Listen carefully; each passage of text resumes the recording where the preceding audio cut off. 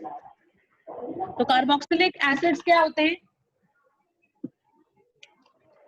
ऐसे कंपाउंड जिनके अंदर RCOOH ग्रुप प्रेजेंट होता है, they are called as carboxylic acids. ठीक है, अब इनका इंट्रोडक्टरी पार्ट हमें पढ़ना है, तो हम ये चीजें देखेंगे कि कितने टाइप के कार्बोक्सिलिक एसिड्स हो सकते हैं। इसके अलावा we will also talk about their IUPAC nomenclature, इनका नॉमेनक्लेचर कैसे रखेंगे, कुछ के कॉमन नेम्स जो हैं वो भी इंपॉर्टेंट हैं, so we will talk about their common names as well, and then we will move towards the methods of preparation of carboxylic acid. So let's start the things. सबसे पहली बात, types of carboxylic acids की बात करें तो जो COOH group के साथ कार्बन चेन अटैच्ड है वो आपका एलिफेटिक भी हो सकता है और एरोमेटिक भी हो सकता है।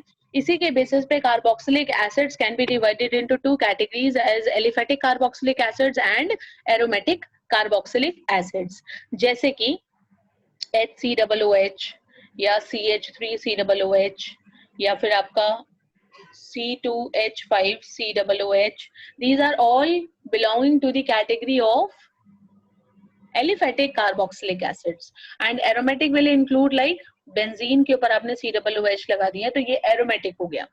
ठीक है, अच्छा, जो एलिफेटिक कार्बोक्सिलिक एसिड्स हैं उनके अंदर खुद के अंदर अनसैचुरेशन भी हो सकती है, जैसे CH3 CH double bond CH COOH, इस तरह के भी कार्बोक्सिलिक एसिड्स जो हैं वो ऑब्टेन किए जाते हैं। कार्बोक्सिलिक एसिड्स जो हैं इनमें जब कार्बन चेन बहुत लॉन्ग हो जाती है, लॉन्ग कार्बन चेन, और उसके बाद COOH ग्रुप लगता है, तो इन्हीं को ही फैटी एसिड्स भी कहा जाता है। ठीक है, फैटी एसिड्स यानी जो ऑयल्स होते हैं, घी होते हैं, ये सारी जो जो आपके मटेरियल्स होते हैं इनके अंदर यही मॉलिक्यूल कार्बोक्सिलिक एसिड्स प्रेजेंट होते हैं as long carbon chain molecule containing COOH group. ठीक है, बात समझ में आ गई। और यही जो फैटी एसिड्स वगैरह मॉलिक्यूल्स हैं इन्हीं को ही यानी ऑयल्स को और इन सबको ही यूज करके सोप के मॉलिक्यूल्स, डिटर्जेंट के डिटर्जेंट तो खैर इस कैटेगरी में नहीं आएगा, सोप के मॉलिक्यूल की पर्टिकुलरली हम बात करेंगे। तो सोप्स जो हैं वो different different type of soaps all are made up of fatty acids, carboxylic acids. ठीक है, clear? Now let's talk about their IUPAC nomenclature. IUPAC nomenclature के अकॉर्डिंगली जब हम बात करते हैं तो COOH ग्रुप के जो कार्बन है उसको फर्स्ट प्रेफरेंस दी जाती है और उसमें जो कार्बन है उसी को ही फर्स्ट कार्बन काउंट किया जाता है। यहाँ से इस कार्बन को इंक्लूड करते हुए लॉन्गेस्ट कार्बन चेन आपने सेलेक्ट करनी है और फिर उसके अकॉर्डिंगली इस कंपाउंड की नेमिंग होगी। ठीक है, इसके लिए लास्ट में जो सफिक्स हम यूज करते हैं दैट इज ओइक एसिड। अगर इस ग्रुप के साथ में कोई और फंक्शनल ग्रुप किसी भी कंपाउंड में अटैच्ड है, जैसे कि अगर सपोज OH ग्रुप लगा हुआ है तो हम इसके लिए हाइड्रोक्सी वर्ड यूज कर लेंगे।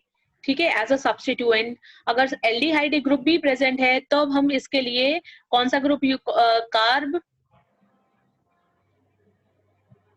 या फॉर्माइल। ठीक है, फॉर्माइल वर्ड जो है हम उसको यूज कर लेंगे एज अ सब्स्टिट्यूएंट, हम उसका नेम रखेंगे, प्रीफिक्स की तरह से हम उसको यूज करेंगे। कीटोनिक ग्रुप अगर लिखा हुआ है तो उसके लिए ऑक्सो या फिर कीटो वर्ड को हम यूज करेंगे। तो इस तरीके के जो है कोई भी फंक्शनल ग्रुप अगर आपका अटैच है इस COOH के साथ भी तो वो दूसरा functional group secondary functional group होने की वजह से will be considered as substituent. ठीक है, क्लोरो, ब्रोमो, आयोडो, ये तो सारे के सारे इसी कैटेगरी के लिए आते ही हैं, इनको तो इसी तरीके से सब्स्टिट्यूएंट की तरह से ही काउंट किया जाता है। ठीक है, क्लियर हो गई सबको बात? अब कंपाउंड का जब आपको नेम लिखना है तो फिर जैसे हम सबसे पहले ये वाला एसिड लिखा हुआ है मैंने, इसी एसिड का नाम लिख देते हैं। तो एक कार्बन यहाँ पर रह गया है तो एक कार्बन के लिए वर्ड यूज होगा मिथ, फिर एन, फिर ओइक एसिड, मीथेनोइक एसिड। इसी तरीके से दूसरा आपका जो कंपाउंड है वो हो जाएगा ethanoic acid. The third one is propanoic acid. The next one, there are 4 carbons, तो 4 कार्बन के लिए ब्यूट आएगा। इसके बाद नंबरिंग करनी पड़ेगी क्योंकि डबल बॉन्ड प्रेजेंट है, 1 2 3 and 4 carbon are there. Second और थर्ड के बीच में डबल बॉन्ड है, सो ब्यूट 2 in 1 oic acid, that would be its IUPAC name. ठीक है, इसी तरीके से suppose the compound is CH3CHOH COOH। ठीक है, इस कंपाउंड के लिए नंबरिंग करोगे फिर से तो क्या हो गया, 2 hydroxy propanoic acid. Clear to all. अब इनमें से कुछ एसिड्स के जो है कॉमन नेम जो है, कॉमन नेम भी मैं आपको बता देती हूँ। मिथेनोइक एसिड को कहते हैं formic acid, the first acid of the series. अगर पर्टिकुलरली कार्बोक्सिलिक एसिड्स की क्लास को देखा जाए तो फर्स्ट एसिड फॉर्मिक एसिड है, कंटेनिंग ओनली 1 कार्बन। ठीक है। Ethanoic acid is known as acetic acid, commonly known as acetic acid. जो आपका मिथेनोइक एसिड या फॉर्मिक एसिड होता है, ये जो क्या बोलते हैं इनको, बीज वगैरह होते हैं ना, इनके स्टिंग्स में, ठीक है, जो नेटल बीज वगैरह होते हैं, जो क्या बोलते हैं इनको हिंदी में, बीज कह लो, क्या बताऊं इनको, जो बिग बीज होती है ना, जो खा जाती हैं, आपको स्वेलिंग कर देती हैं अगर आपको वो बाइट कर लें तो, येलो कलर की या ब्राउन कलर की। I hope you are getting. ठीक है, तो नेटल बीज उनको बोलते हैं। उनके जो स्टिंग्स होते हैं, यानी उनमें जो जहर होता है, उस जहर में ये फॉर्मिक एसिड प्रेजेंट होता है। ठीक है, और यही जब हमारी स्किन के अंदर जाता है तो it becomes like painful, rashes हो जाना या स्वेलिंग हो जाना या पेन होना, वो इसी फॉर्मिक एसिड की वजह से होता है। एसिटिक एसिड जो है वो एक एसिटम नाम के, एसिटम से ऑब्टेन है। एसिटम का मतलब होता है विनेगर। ठीक है, और ये जो है इसी नाम से इसका कॉमन नेम रखा गया है, एसिटिक एसिड, इसीलिए इसको कहते हैं। Then next one is butene 1-ओइक acid which is known as crotonic acid. Croton aldehyde पढ़ा था आप लोगों ने, अभी पीछे ही हम लोगों ने एल्डोल कंडेंसेशन के बारे में मैंने आपको बताया था, और ये बताया था कि क्रोटोन एल्डिहाइड उसमें बहुत इंपॉर्टेंट कंपाउंड है, जिसको इथेनॉल या इथेनॉल से प्रिपेयर कर सकते हैं। ठीक है, तो क्रोटोन एल्डिहाइड जो है वो क्रोटोनिक एसिड, ये पर्टिकुलर एसिड कौन सा हो गया, crotonic acid. This is its common name. Clear. Then next one is, which is already mentioned here, 2-hydroxypropanoic acid। ये एसिड भी आप लोगों ने पढ़ा है, इसी चैप्टर में हमने पढ़ा था इसको। It is known as lactic acid, the common name is lactic acid. ये जब हमने वो पढ़ी थी रिएक्शन, HCN को ऐड किया था इथेनॉल के ऊपर और उसके बाद उसकी हाइड्रोलिसिस की थी, तब ये प्रोडक्ट बना था। कन्वर्जन में ही बताया था मैंने कि बहुत ज्यादा इंपॉर्टेंट कन्वर्जन है ये, इसको आपने ध्यान रखना है। तो ये लैक्टिक एसिड जो है, ये मॉलिक्यूल है आपका CH3CHOH COOH। ओके, तो ये तो हुए कुछ आपके एलिफेटिक एसिड्स। अब इसके बाद हम बात कर लेते हैं कुछ एरोमेटिक एसिड्स की, जिसमें सबसे पहला नाम है बेंजीन पर COOH। तो IUPAC के अकॉर्डिंगली अगर देखा जाए तो कार्बन चेन से अलग लिखा हुआ है COOH, और इस कार्बन को भी हमें काउंट करना होता है। तो इसके लिए IUPAC रूल्स कहते हैं कि पहले आप मेन कार्बन चेन को लिख दीजिए, जैसे आ जाएगा वर्ड बेंजीन, और इसके बाद COOH को ओइक एसिड ना लिख के हम लिखेंगे carboxylic acid. So benzene carboxylic acid is the IUPAC name of benzene per COOH, but commonly it is known as benzoic acid. ठीक है, और ये जो बेंजोइक एसिड है, इसी को ही IUPAC ने एज अ नेम एक्सेप्ट किया है, as a important name accept किया, और इसी को ही अब हम IUPAC नेम की तरह से यूज करते हैं। Carboxylic acid everyone is benzoic acid. Benzoic acid में कुछ और चेंजेस करके कुछ नए अलग अलग कंपाउंड्स भी आप लिख सकते हो, जैसे COOH के साथ एक OH अगर लिख दिया जाए, ये कंपाउंड भी आप पढ़ चुके हो। It is known as salicylic acid, this is its common name. IUPAC name के अकॉर्डिंगली देखोगे तो 2-हाइड्रोक्सी बेंजोइक एसिड। ओके, ये फर्स्ट पोजीशन इंपॉर्टेंट हो गई COOH की वजह से। इससे नेक्स्ट पोजीशन, सेकंड पोजीशन हो गई, तो 2-हाइड्रोक्सी benzoic acid is the IUPAC name. Clear. Benzene पर COOH और एक CH3 ग्रुप लगा दे। अब ये क्या हो जाएगा, इसको कॉमनली कहा जाता है ऑर्थोटॉलिक एसिड। टॉलवीन जैसा है तो इसलिए टॉलिक एसिड, और IUPAC के अकॉर्डिंगली देखोगे तो ये होगा 2-मिथाइल बेंजोइक एसिड। 2-मिथाइल बेंजोइक एसिड। ठीक है, अभी आप लोगों से मैं पूछूंगी ये सभी नेम्स। तो अगर आप में से कुछ स्टूडेंट्स फोकस नहीं कर रहे हैं और नोट नहीं कर रहे हैं तो इस बात को ध्यान रखिएगा that you have to answer these questions now when I will be asking you to draw the structure of salicylic acid you must know what is salicylic acid. Getting it everyone?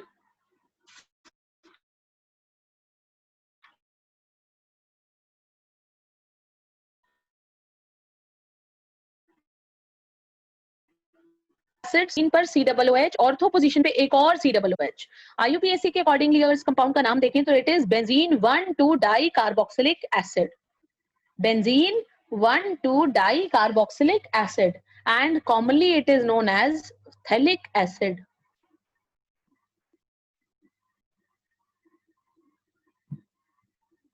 Okay okay? अब phthalic acid के बाद next acid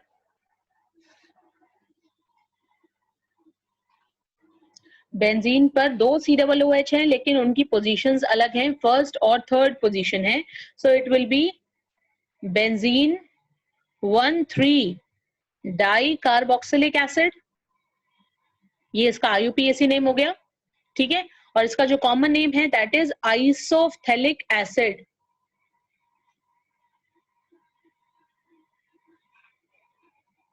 similarly the next one IUPAC बिल्कुल उसी तरह से numbering करते हो आप खुद लिख सकते हो, it will become 1,4 and the common name is terephthalic acid. ये एसिड जो है ये तब यूज होते थे जब हम पॉलीमर चैप्टर पढ़ते हैं, तो पॉलीमर चैप्टर में ये एसिड्स यूज होते हैं to form different kind of polymers. Okay, but anyhow because now it's been like excluded, still the topic about acids is there and so we have to go for this one. Clear to all? तो ये हो गया आपका टेरिथेलिक acid, ठीक है। अब इसी में ही एक अनसैचुरेशन भी प्रेजेंट है और साथ ही साथ में बेंजीन रिंग भी प्रेजेंट है। एक ऐसा एसिड बना रही हूँ CH3 CH double bond CH और उसके बाद benzene ring is there and here instead of CH3 the group is there COOH, ठीक है। ये पर्टिकुलर कंपाउंड है 1 2 3 कार्बन्स आर देयर COOH, क्योंकि इस मेन चेन का पार्ट है, बेंजीन का पार्ट नहीं है। तो हम नेमिंग किस तरीके से करेंगे, यहां से नंबरिंग शुरू करेंगे 1 2 और 3, ठीक है। 3 phenyl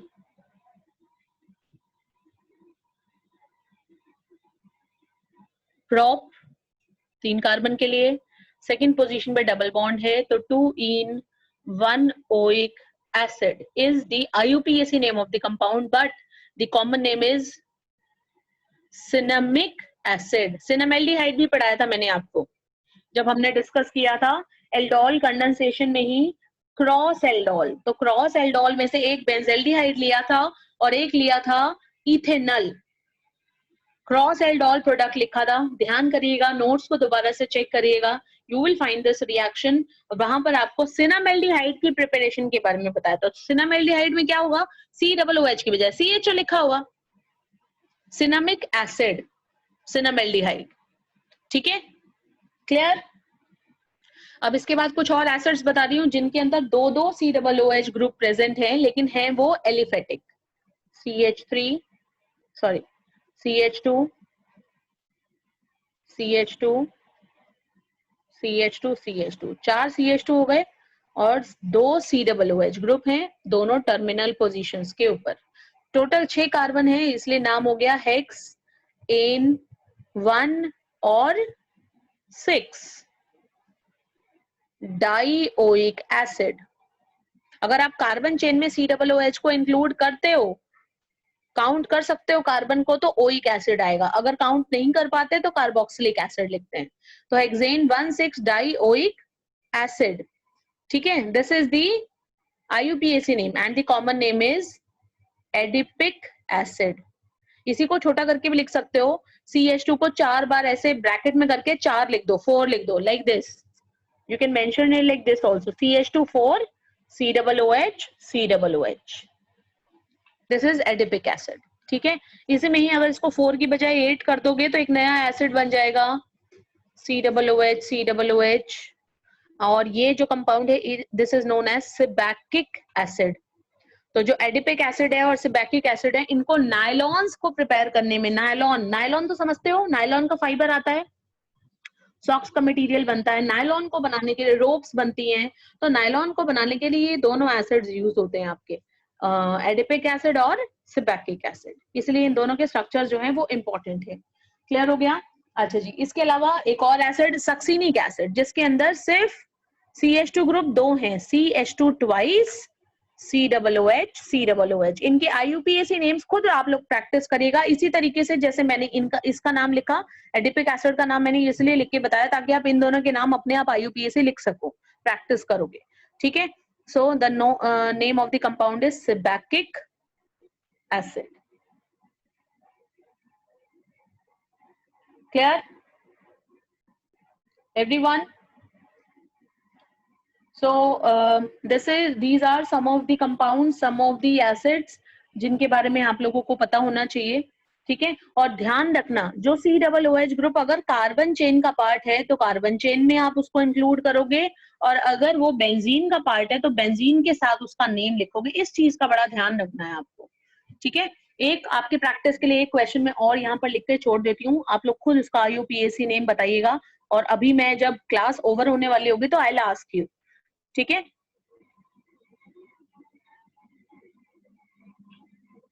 You have to name this compound. This is pending for you. Okay?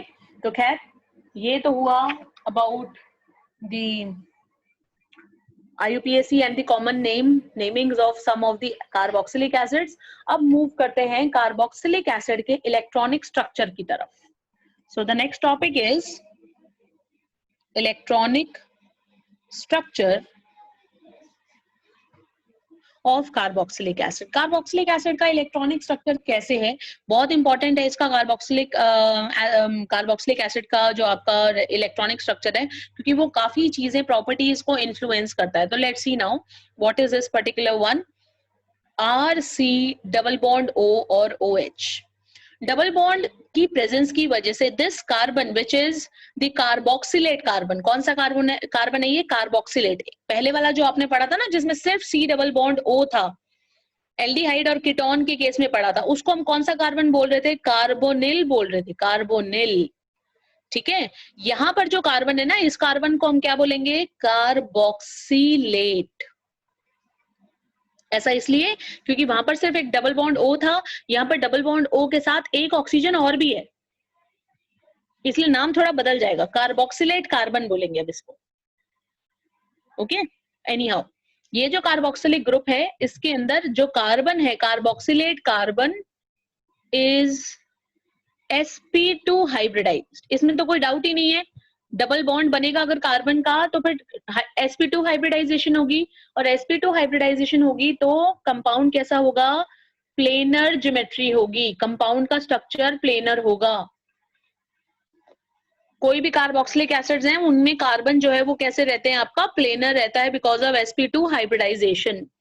ठीक है, अच्छा जी, अब एक चीज और यहां से देखोगे, ये जो ऑक्सीजन है इलेक्ट्रॉन पेयर प्रेजेंट है, इसके पास भी इलेक्ट्रॉन पेयर प्रेजेंट है, और क्योंकि ये कार्बोक्सिलिक एसिड्स हैं तो आप देखोगे कि हाइड्रोजन जब अपना लूज कर देगा ना तो ये रेजोनेटिंग स्ट्रक्चर जो है इस तरीके का बना सकता है. पहले ये बनाएगा RC डबल बॉन्ड O और O नेगेटिव. अब ये जो नेगेटिव है ये इस पे आ जाएगा, इलेक्ट्रॉन पेयर यहाँ जंप कर जाएगा. So in this way we can have its resonating structure as RC. अब यहाँ सिंगल बॉन्ड हो गया O with a negative charge और इधर डबल बॉन्ड आ गया.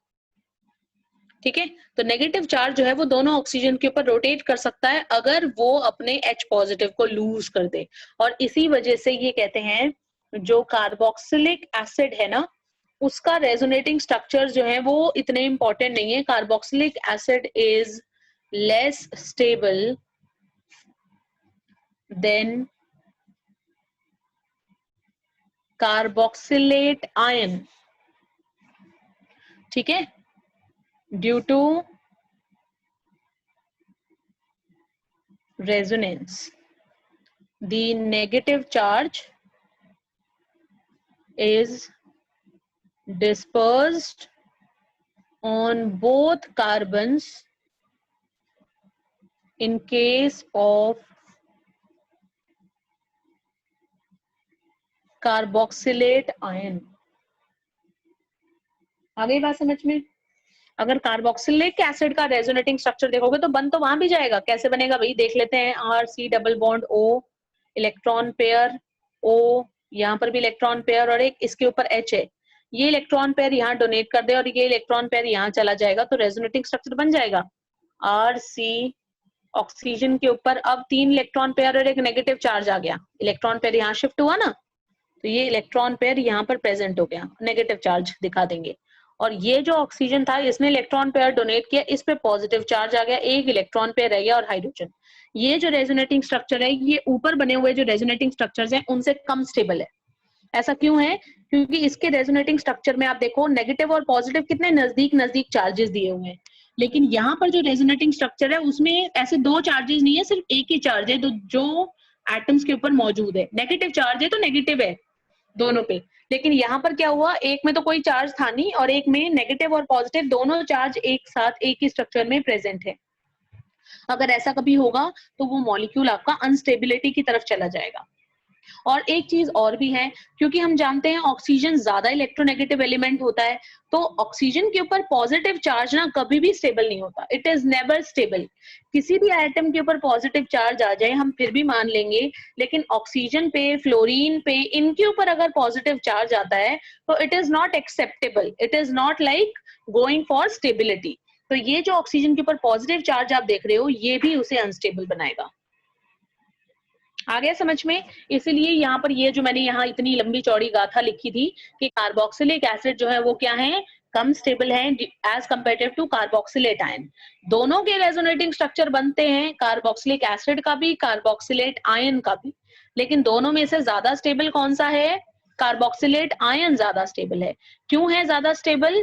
क्योंकि इसके अंदर नेगेटिव चार्ज दोनों ऑक्सीजन के ऊपर फैला हुआ है, लेकिन यहाँ पर हम देख रहे हैं एक ऑक्सीजन पे नेगेटिव चार्ज है और एक ऑक्सीजन पे पॉजिटिव चार्ज है, जिसकी वजह से मॉलिक्यूल की एनर्जी बढ़ जाएगी और मॉलिक्यूल आपका अनस्टेबल हो जाएगा।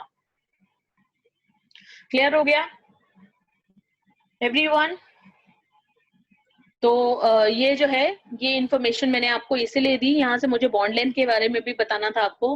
कार्बोक्सिलिक एसिड में जो रेजोनेटिंग स्ट्रक्चर बन रहे हैं इसी वजह से इसकी जो बॉन्ड लेंथ है वो सिंगल बॉन्ड लेंथ से थोड़ी छोटी है, और जो आपका डबल बॉन्ड लेंथ है उससे थोड़ी सी बड़ी है, यानी in between single bond and double bond दोनों के जो कार्बन और ऑक्सीजन की जो बॉन्ड लेंथ है वो आपकी ना तो सिंगल बॉन्ड की है प्रॉपर और ना ही डबल बॉन्ड की है proper. This is due to resonance. Okay, so everyone ये 2 चीजें ध्यान रखनी है आपको, how to draw the resonating structure of carboxylic acid and how to draw the resonating structure of carboxylate ion. What is a carboxylate ion? It is the ion which is formed when carboxylic acid loses its H positive. जब carboxylic acid अपने में से H positive को loose कर देगा तब जो negative ion बचेगा उसको बोलेंगे कार्बोक्सिलेट आयन। ठीक है जी? सो ये हुआ आपका general introduction in electronic structure of carboxylic acids. Ma'am please stop recording.